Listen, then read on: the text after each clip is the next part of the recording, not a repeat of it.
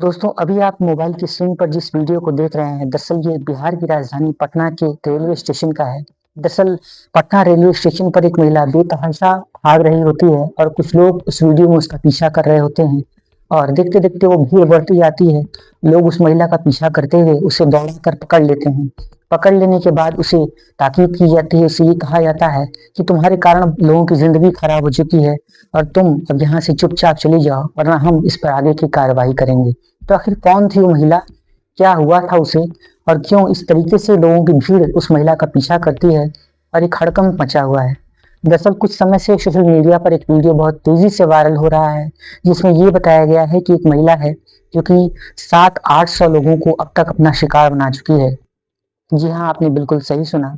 दरअसल उस महिला ने 800 लोगों को रेलवे स्टेशन पर अपना निशाना बनाया और एक-एक करके उन महिला से संबंध बनाते समय, शारीरिक संबंध बनाते समय उन सभी 800 लोगों को एचआईवी पॉजिटिव हो गया।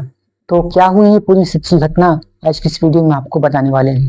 वेलकम टू द शो सच्ची घटना। दोस्तों बिहार में एक कोचिंग इंस्टीट्यूट है जिसे एसके झा कोचिंग इंस्टीट्यूट के नाम से जानते हैं। ये कोचिंग इंस्टीट्यूट मुसल्लापुर हाट के पास पड़ता है। वहाँ पर काफ़ी सारे स्टूडेंट्स पढ़ते हैं जो कि ऑनलाइन और ऑफलाइन क्लासेस लेते हैं। ये ऑनलाइन और ऑफलाइन क्लासेस नीट की तैयारी के लिए, कोचिंग इंस्टीट्यूट में इंजीनियरिंग की प्रवेश परीक्षाओं के लिए और दूसरे कई कॉम्पिटिटिव एग्जाम्स के लिए लिए जाते हैं, जिसमें काफ़ी सारे बच्चे पढ़कर आगे अपना विकास करते हैं।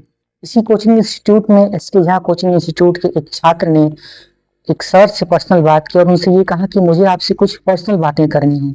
वो सर उस व्यक्ति को, उस स्टूडेंट को क्लास खत्म होने के बाद अपने ऑफिस में बुलाते हैं और वहां पर बैठाकर उससे बातचीत कर रहे होते हैं, जहां पर वो स्टूडेंट अपने सर से ये बताता है कि दरअसल वो एक बार एक ब्लड डोनेट करने के लिए गया था। तो एक कैंप में ब्लड डोनेट करने के नाम पर जब उसने उसका ब्लड का सैंपल दिया, तो वहां पर हॉस्पिटल वालों ने उसे उसके ब्लड को लेने से इनकार कर दिया। दरअसल वजह ये थी कि उस छात्र को एचआईवी पॉजिटिव का रोग था।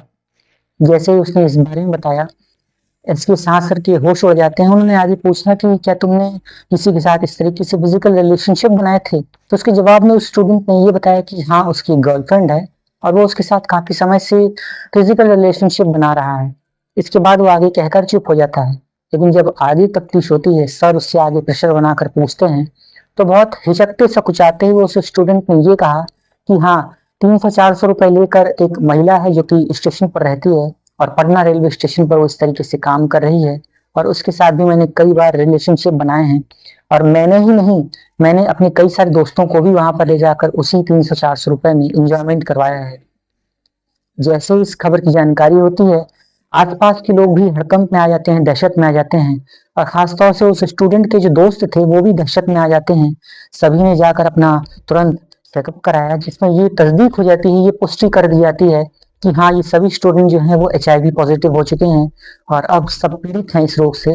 धीरे धीरे करके और भी कोचिंग इंस्टीट्यूट वाले और भी दूसरे स्टूडेंट्स और भी वो लोग जो स्टेशन के इर्द गिर्द रहा करते हैं और पटना स्टेशन के आसपास रहकर स्टूडेंट्स हों या फिर कॉलेज जाने वाले लोग हों या फिर आम आदमी हो या फिर आम शहरी हो, वो सब लोग अपना अपना जब जांच कराना शुरू करते हैं तो ये आंकड़ा बढ़ते बढ़ते 800 के करीब पहुंच जाता है। अब तो ये भी बताया जा रहा है कि इसमें कई सारे बड़े लोग भी शामिल हैं और उन लोगों के ऊपर भी इस तरीके से एड्स की गाज गिरी है और अभी आंकड़ा 1000 के आसपास भी पहुंच सकता है।